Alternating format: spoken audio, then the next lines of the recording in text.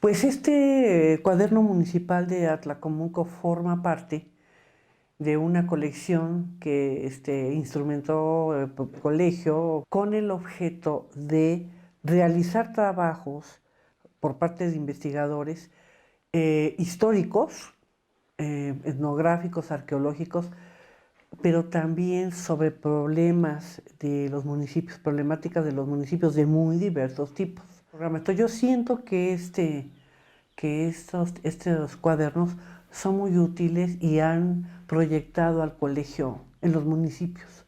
Hemos encontrado a los ayuntamientos también les interesa mucho porque allí hay diagnósticos y hay información. Entonces, tanto le interesa a las personas de los municipios, a los habitantes, como a las propias autoridades. Entonces, bueno, en este caso del cuaderno de Atlacomulco, pues considero que logramos reunir una buena cantidad una buena cantidad son 11 investigaciones, con temas diversos y que creo que van a ayudar a que la gente conozca su historia, pero también algunas cuestiones particulares, que también creo que van a ser de mucho interés, tanto para las personas como para las autoridades. Tenemos dividido el cuaderno de esta manera, ¿no? En la primera parte tenemos esta cuestión de arqueología. Primero esta parte así, pues muy remota, ¿no? Después ya nos acercamos a la época colonial, hablando sobre los pueblos de indios, sobre movimientos agrarios, conflictos que había en Atlacomulco, y hasta llegar a un trabajo muy importante que aborda el periodo de la independencia, pero desde una manera muy particular, sobre una revuelta muy impresionante, muy violenta, que hubo en Atlacomulco en 1810. Entonces, bueno, reseño un poco los trabajos en cuanto a la parte arqueológica, pues un arqueólogo muy connotado, Rubén Nieto, escribe un artículo, se llama Comentarios en torno al desarrollo cultural prehispánico en el municipio de Atlacomulco, huellas humanas de intercambios, ¿no? Entonces creo que este artículo es bien importante, ¿no? Es muy novedoso para ir viendo que tiene una historia prehispánica, ¿no? Y que en la parte ya del posclásico, en esta etapa, pues se encuentran con todos estos vestigios tan importantes, ¿no? Luego ya cuando entramos a la época colonial, Felipe Santiago Cortés realiza un artículo que se llama La formación de los pueblos de indios, linaje, tierras y poder, de Atlacomulco a San Miguel Temascalcingo. En esto que Santiago dice, estos pueblos de indios que el de Atlacomulco, que él cree, y eso es el diálogo que habría que ver con lo que estoy comentando de Nieto y él comenta que pareciera que no hay vestigios de que hubiera sido un asentamiento prehispánico donde se fundó el pueblo, sino que un encomendero español, Francisco de Villegas, fue el que funda ese pueblo con una parte de indígenas mazahuas. Es que es bien interesante esta cuestión porque la nobleza indígena mazahua en estos pueblos fue muy poderosa. Entonces se establece aquí un juego de equilibrios, ¿no? Que es aquí lo que trata Felipe Santiago Cortés, claro, con otros elementos, pero digamos es este juego de estas noblezas y sus conflictos de poder.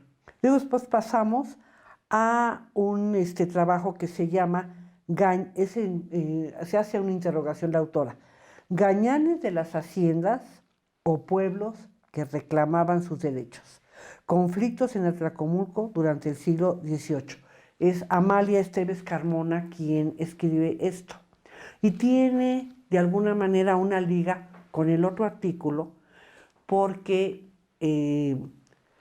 bueno, los gañanes de las haciendas y pueblos se dieron cuenta que ellos no tenían prácticamente muchos derechos.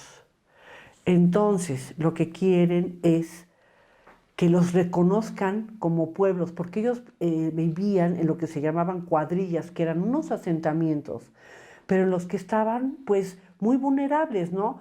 Entonces, este artículo es muy interesante porque es la lucha de estos gañanes, que se enfrentan con propietarios y se enfrentan también con autoridades mazahuas, o sea, poderosas. Viene después otro trabajo, este sí muy destacado, es Revuelta en Atlacomulco, 1810, que lo escribe el doctor Eric Van Jones, es un destacadísimo investigador. Él muy gentilmente nos permitió tomar un capítulo de su monumental libro sobre la otra rebelión, que fue un estudio sobre la guerra de independencia que hizo realmente revuelo en México, editado más o menos como por 2010. Y allí tiene un capítulo que es esta revuelta en Atlacomulco. Es bien interesante porque el artículo de Santiago y el de Amalia, de alguna manera están también expresando tensiones que hay entre los indígenas con los caciques y también los españoles que empiezan a llegar mucho en el siglo XVIII. Entonces, ahí hay un cóctel bien explosivo, aumento de población en el 18, menos tierras, menos recursos, problemas internos de las poblaciones, ¿no? Y la nobleza indígena que no quiere fuereños. Les digo, esa fortaleza de esa nobleza indígena mazahua. Viene este motín en 1810, es como una coyuntura violenta de una larga duración de muchos problemas. Entonces, realmente es un artículo excelente con esa agudeza y ese rigor de Banjón para poder analizar por qué en noviembre de 1810 vino un estallido tan violento allí. Bueno, pues después ya pasamos a una segunda parte. Dejamos ya esta parte histórica, desde la arqueología y la historia, y pasamos a un segmento que le pusimos población, epidemias y fiestas. Partimos con un trabajo también de una destacada investigadora, América Molina del Villar, que escribe un artículo que se llama Una parroquia de frontera, Santa María de Guadalupe, Atlacomulco, población, epidemia y familias, en los siglos XVIII y XIX. Es muy interesante porque ahí en la parroquia es a donde se van a registrar para bautizos, matrimonios, defunciones, etcétera, toda esa población. Entonces a ella le da pie, ayudada por los registros parroquiales, también el Archivo General de la Nación que encontró información muy importante, etcétera, para hablar cómo se comportó la demografía allí. Y pues se encuentra que, bueno, había muchos problemas y la demografía siempre fue muy baja, ¿no? Porque se cruzaban ahí epidemias, hambrunas, etcétera. Pero también se mete a ver la estructura de las familias y ahí particularmente otra vez habla de estas familias mazahuas, muchas de ellas de caciques, etcétera, cómo está estructurada la familia, cuántos miembros y todo, pero también el poder que tienen y lo relaciona con estos problemas también de tierras, ¿no?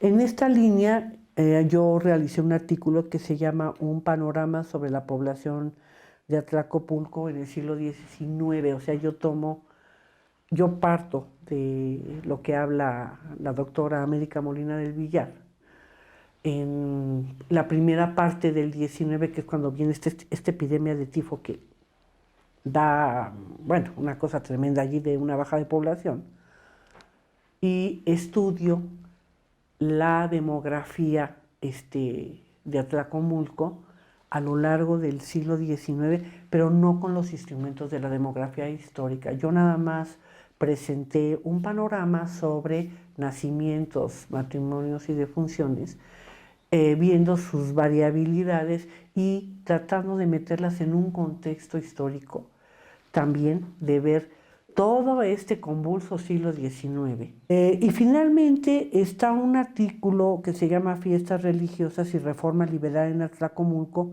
que va de 1859 a 1917. Es de Antonio de Jesús Enríquez Hernández, que coordinó conmigo el volumen. Muy interesante porque una de las cosas que definen a los pueblos y hasta ahora pues, son las fiestas, ¿no? Las fiestas patronales. Pero durante la Reforma Liberal, en una primera etapa con Benito Juárez y luego con Sebastián Lerdo de Tejada, cuando se instrumentan las leyes de reforma, quisieron controlar el culto, ya no permitir que fueran los funcionarios a las fiestas, ¿no? Los del ayuntamiento. ¿Por qué? Porque ya se había separado, según esto, la iglesia del Estado. Habían quitado varias fiestas, querían así hacer un control, ¿no? de esto.